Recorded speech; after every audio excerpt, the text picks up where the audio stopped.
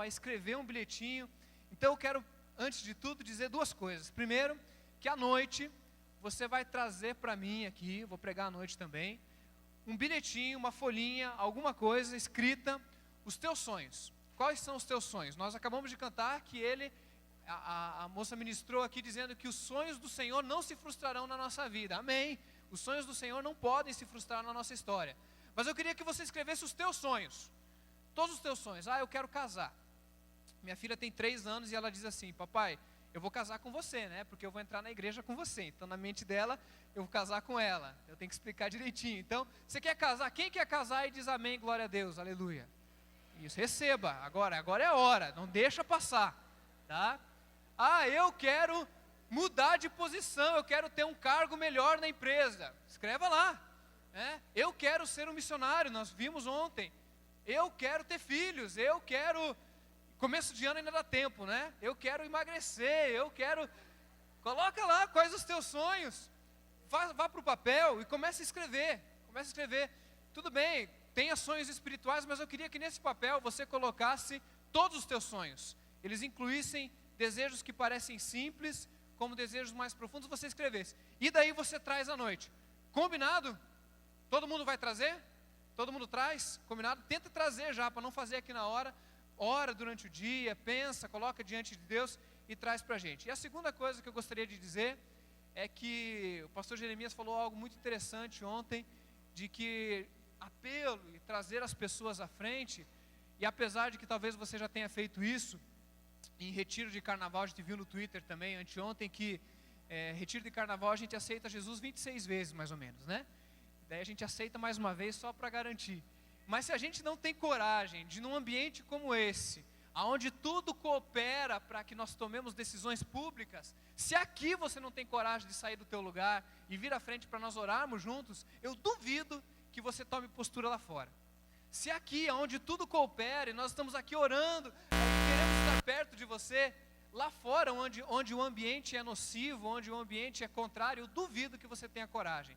Por isso, se você mais uma vez for convidado a sair da sua cadeira hoje, vir até a frente, se humilhar, se ajoelhar, não perca essa oportunidade, porque aqui as coisas não acontecem todas, mas aqui podem começar muitas coisas. E a gente entrega nesse lugar, nesse ambiente de culto, nessa expressão de celebração, de adoração, de sacrifício, dizendo: Deus, eu quero recomeçar. E retira isso, né, queridos? É recomeçar, é vir de novo, é levantar de novo, é buscar o Senhor novamente. Então, eu quero já preparar você, que talvez a gente vai te convidar a deixar teu lugar. Vai deixando teu coração livre, vai deixando esses preconceitos, né? Ela vai fazer apelo de novo, ela vai tocar aquela musiquinha e vai chamar na frente. Já estou até vendo, né? Olha o pastor mudando o tom de voz. Então, pare com esses preconceitos, porque é assim que Deus faz mesmo. É assim que Ele age. Ele vai mexendo com o nosso coração. E ontem, o pastor Josimar abriu engasgado ali para terminar a mensagem, e a gente mais engasgado ainda, né? Parece que o Espírito foi lá e mexeu na gente, falando: Deus, o Zac teve tão pouco tempo, mas a gente tem tanto tempo para poder fazer diferença e fazer na nossa vida a luz que brilha e manifesta a glória de Deus. Abra lá a sua Bíblia no livro de Hebreus. E o texto, nosso texto base, que é o texto título da nossa meditação, fala de Paulo conversando com Timóteo. E já foi explicado aqui que Timóteo, na verdade, já era a outra geração, filho na fé de Paulo. Paulo tinha filhos na fé, Tito, Timóteo, e Timóteo então era um dos seus filhos na fé. E podemos entender então que Paulo fazia parte da primeira geração da igreja, a geração apostólica, porque Paulo ele foi o 12º apóstolo, tá? No lugar de Judas, ele tomou ali o lugar de Judas, e Paulo então foi a primeira geração. Nós somos uma igreja apostólica, nós não somos romanos, mas nós somos uma igreja baseada na fé apostólica, daqueles que tiveram contato direto com o Senhor Jesus.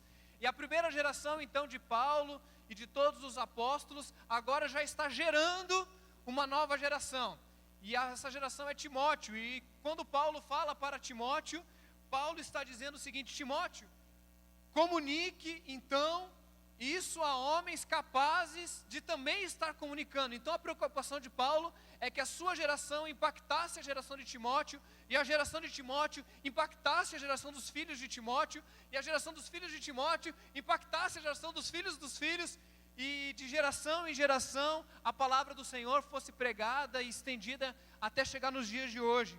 Então Hebreus, no capítulo de número 12,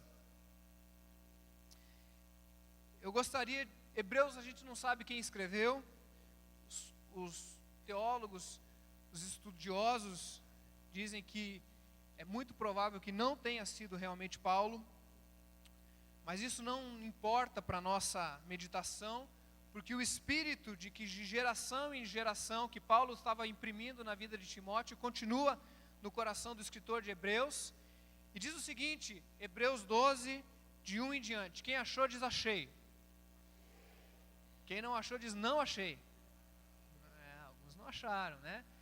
Quem não trouxe a Bíblia diz misericórdia, Senhor, segura a tua ira aí, né? Deixou a Bíblia dormindo, né? Evangelize a sua Bíblia, traga ela aqui para o culto também, tá bom?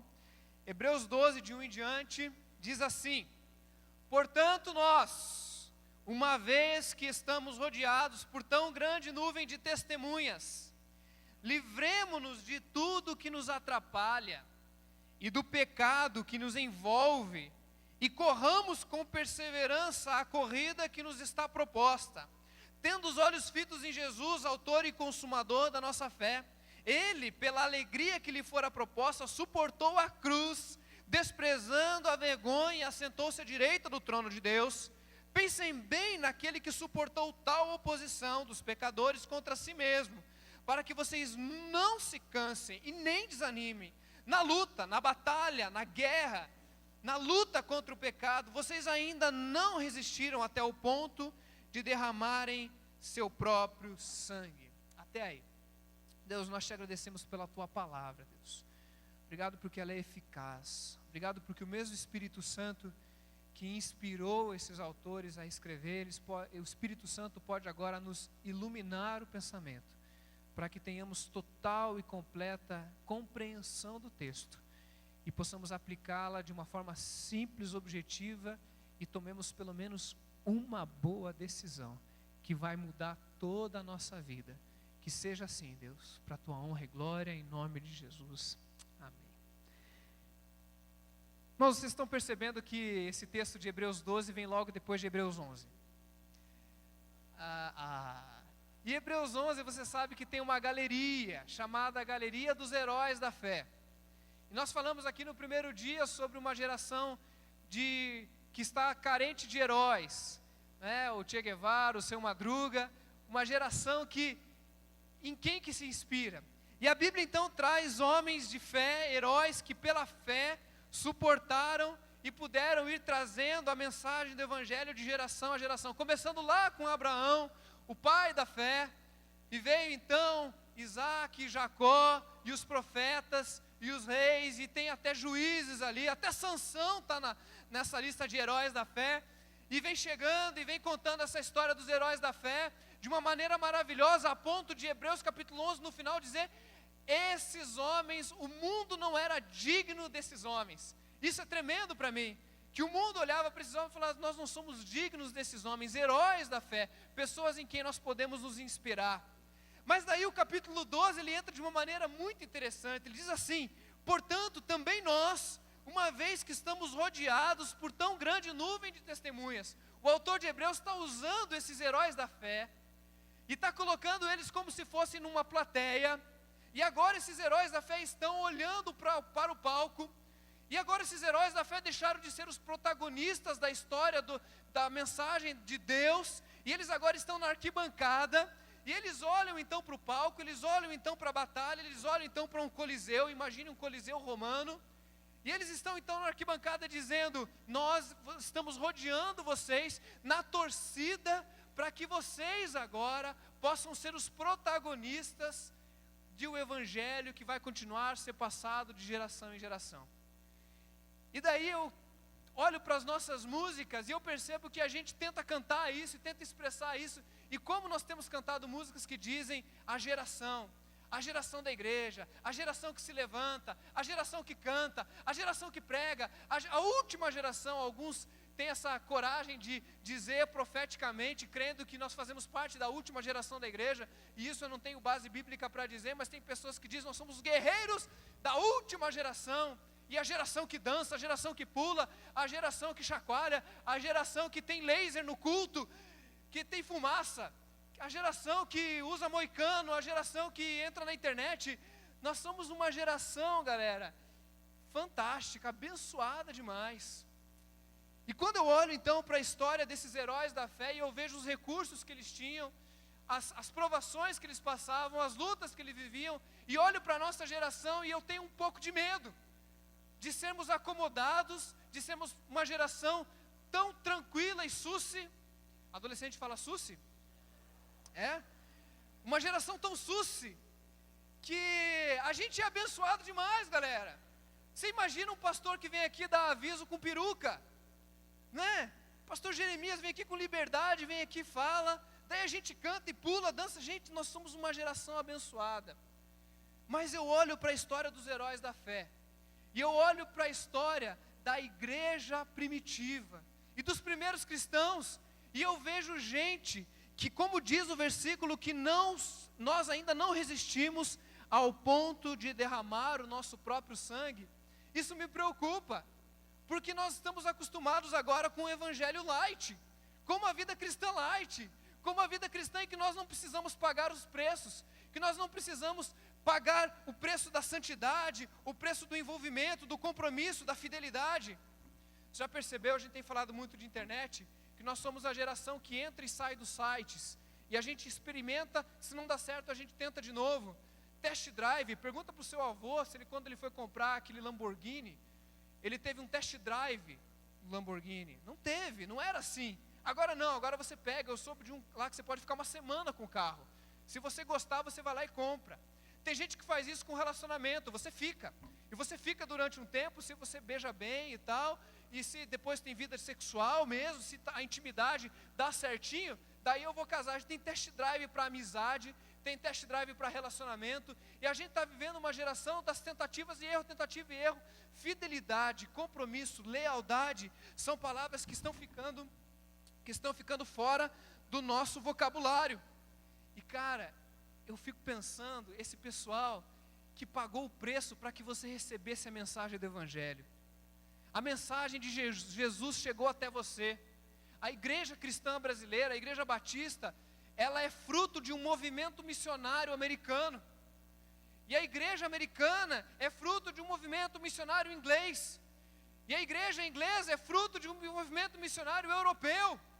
E nós vamos olhando e voltando, e a gente vê pessoas que morreram por causa da mensagem do Evangelho, que tiveram coragem de dizer: olha, eu estou disposto a morrer por ti, eu estou disposto a dar a minha vida para que a minha geração não interrompa esse ciclo de abençoar todas as gerações da terra. Quando Deus chama Abraão, ele diz o seguinte: em ti serão benditas todas as famílias da terra. E quando ele está dizendo isso para Abraão, ele está colocando sobre Abraão o peso de que ele iria dar origem a um povo que seria o ventre do Messias, aonde Jesus viria e o Evangelho seria pregado sobre toda a terra. Porém, era necessário que cada geração entendesse o seu papel. Eu fico imaginando uma corrida de bastão. Já viram corrida de bastão? Há uns 5, 6 anos atrás, talvez mais, eu vi a nossa equipe brasileira que conseguiu uma medalha de prata numa Olimpíada, acho que 96, Barcelona, não lembro direito, mas eu sei que tinha Zequinha Barbosa, Robson Caetano, e eles foram no Jô Soares para mostrar como é que era a técnica da troca de bastão. E eles explicavam então que aquele que vinha correndo com o bastão, quando ele se aproximava do próximo que ele ia trocar o bastão, esse já tinha que começar a correr, para que quando eles se encontrassem ali na frente, um estivesse na mesma velocidade do outro. E eles mostraram que eles corriam com uma sincronia perfeita, e na hora em que eles passavam o bastão e faziam esse movimento, o outro já estava com a mão atrás para receber e não perderem nenhum tempo. Inclusive só conseguiram a medalha porque a equipe americana havia derrubado o bastão, e na hora que o bastão caiu, a equipe brasileira acertou certinho lá a troca de bastão e conseguimos então a medalha de prata. E essa troca de bastão é importante para que possam chegar até o objetivo. Eu li uma frase que eu achei fantástica, que é a seguinte: que uma corrente, ela é tão forte quanto o seu elo mais fraco. A corrente, ela é tão forte quanto o seu elo mais fraco. Então você pode ter uma corrente super forte, uma corrente de ferro muito forte, mas se você tiver um elo fraco, um elo enfraquecido, toda a corrente está enfraquecida, concorda comigo? Então uma corrente é tão forte quanto o seu elo mais fraco. E eu olho então para a nossa história, a nossa geração, a geração que dança, a geração que pula, a geração que samba, a geração que canta, a geração que tuita, a geração que faz tudo isso. E eu me pergunto, será que nós somos uma geração forte? Será que a geração dos meus filhos vai receber a bênção de receber um evangelho puro, um evangelho verdadeiro, um evangelho fiel? E eu penso que eu preciso ser primeiro pastor dos meus filhos, mas eu sou pastor de uma igreja, mas nós temos uma responsabilidade. E quando eu olho para a história dos heróis da fé, eu começo a ver também aqueles que morreram por causa do evangelho de Cristo. E hoje em dia, ainda existem pessoas que morrem por amor a Jesus. Pessoas que são colocadas em ambientes onde colocam uma arma na cabeça e dizem assim: ou você nega a Jesus ou você morre. Isso ainda acontece nesse mundo. Mas antigamente acontecia muito mais. E a perseguição hoje em dia ela não é tão explícita. E eu estou achando que talvez tenha que surgir uma perseguiçãozinha aí para ver se a igreja acorda, para ver se a nossa geração acorda. Porque a gente está muito acomodado, muito susse. E eu olho então para a história dos cristãos primitivos. E um amigo meu visitou as ruínas de Éfeso. Em Éfeso tem um Coliseu de Éfeso. E ele então viu aquele lindo Coliseu já em ruínas, ainda mais uma beleza tremenda. E ele viu então algumas calhas que parecia de escoamento de água. E ele perguntou então para o guia turístico, falou: mas o que queria dizer esse Coliseu e essas calhas aqui? Quando chovia muito, escorria água. Dizia: não, aqui na verdade eram circos romanos, aonde os cristãos eram colocados para serem engolidos por leões, e serem então show e festa, para serem sacrificados. Então os cristãos eram capturados naquela época, e eles eram forçados a negar a sua fé, dizendo então que César era o Senhor, e não Jesus Cristo era o Senhor, o Quírios, o ungido, o Senhor, o Cristo. E no começo então eles matavam muitos cristãos, e colocavam eles dizendo assim: você é cristão, se você for cristão você vai morrer. E aquelas calhas do Coliseu, eles serviam para que eles colocavam todos então aqueles mártires que iam morrendo, eles eram entulhados ali aos montes, os cristãos, e o sangue então daqueles cristãos escorriam por aquela calha. É para isso que servia a calha. Gente que era colocada diante dos leões dizendo: se você negar Jesus agora, você está livre, você pode ir embora. Se você disser que César é o Senhor, você pode ir embora. Mas se você disser que Jesus é o Senhor, então você vai morrer. Só que depois eles começaram a descobrir que a cada cristão que morria dizendo que Jesus é o Senhor, 10 se convertiam. Porque eles viam então que existia uma razão para viver. A cada cristão que morria, 10 se convertiam. Então eles ficavam em pânico, porque eles estavam torcendo para negar. Negue, negue, negue, negue, negue. Negue a Jesus, negue a Jesus. Porque ele sabia que se não negasse, se morresse, 10 iriam se converter. E em 300 anos de história, o Império Romano se converteu. Aí diz a história também que teve toda uma decisão política, mas o Evangelho se alastrou de maneira tão grande na Europa, que o imperador romano, Constantino, teve que se curvar ao cristianismo. Por quê? Porque homens e mulheres estavam dispostos a morrer por Jesus. Eram elos, uma geração forte, uma geração comprometida, uma geração que assume o seu papel na história. Galera, vocês são abençoados. Na época dos seus pais, pergunta se tinha bateria na igreja. Pergunta se tinha bateria na igreja. Eu sou da geração, gente, que a gente colocou a primeira bateria na igreja. Colocamos lá, tinha uns irmãos que ficavam assim, ó. Daí compramos uma guitarra e um baixo. A gente chamava de frigideira e pipoqueira.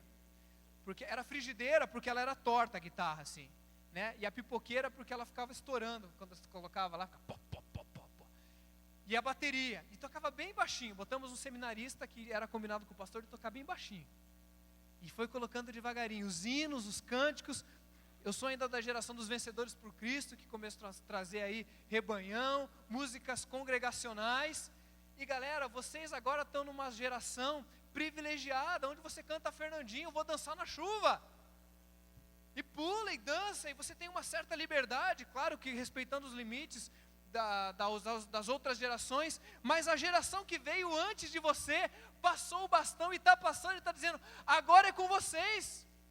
Galera, agora está contigo, depende de vocês, a próxima geração recebeu o Evangelho de uma maneira íntegra, pura e sincera. Eu coloquei 3 cadeiras aqui à frente, porque eu lembrei de 3 caras. Como é que é o nome dos patriarcas de Israel? Digam para mim. O primeiro é Abraão, e Abraão gerou a Isaac, que gerou a Jacó. Não sei se você já percebeu. Escola Bíblica Dominical, né? Não sei se você já percebeu, mas Abraão, ele era assim com Deus, né? Abraão era chegadão de Deus, o herói da fé. Então Abraão, nós podemos dizer que era um pai rico, no sentido de que ele tinha, além de ser rico financeiramente também, ele tinha intimidade com Deus, ele tinha vida com Deus. Você concorda comigo? Agora, quando nós olhamos para a Bíblia, nós não vemos muito a história de Isaac. Isaac, se você olhar lá para a história que vai contando, Isaac teve uma série de problemas, uma série de dificuldades. E você talvez vai dar mais atenção para a história da esposa de Isaac do que próprio Isaac. E quando ele vai abençoar Jacó, ele deixa para abençoar Jacó quando? Quando? A velhice, final da vida dele, a ponto dele confundir o Jacó com Esaú. Que pai confunde? Deixou a bênção lá para o final da sua vida. E Jacó chegou aqui. Jacó foi um cara assim, 10. Jacó foi um cara assim, exemplar. No final foi, né? Gerou José, gerou todos os filhos lá, as tribos de Israel.